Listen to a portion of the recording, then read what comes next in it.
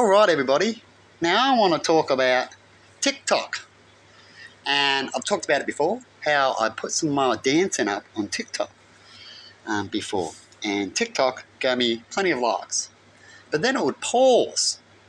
At the same time I was on TikTok, I'd, let's tap in. I was doing that research too. And I would hear this person that says that about another company attacking another company that likes someone that's decent, right? And so what would you see in this story if they went to Temu, right? Not Temu, sorry, that's the TikTok, yeah. The same area. TikTok, right? How would they attack TikTok? In my story, say I was the good person, right? So we put it in this bracket, you can call it a coincidence too. Things happen to a lot of people at the same time, right? And so it's like it's happening to me, the same problem, this attack of this story, right? And then this other company, which is American, say Facebook or YouTube, are having a go about rights as perhaps you were on YouTube first, which I was, right? But they weren't even giving me a like. As far as I'm concerned, I didn't exist on YouTube. So that's why I went to TikTok.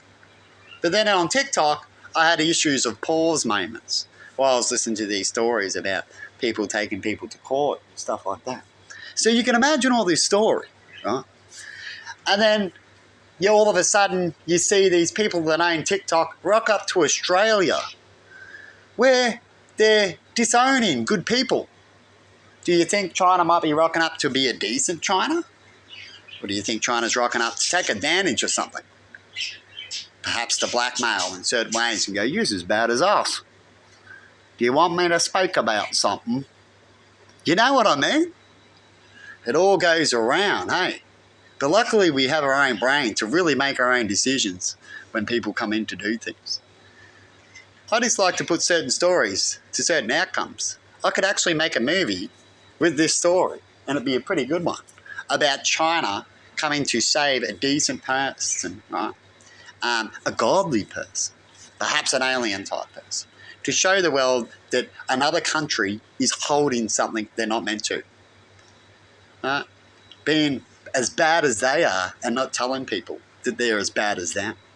You know what I mean? Because I've talked about here in Australia being like China. You know what I mean? Right? But China wants to be the dominant.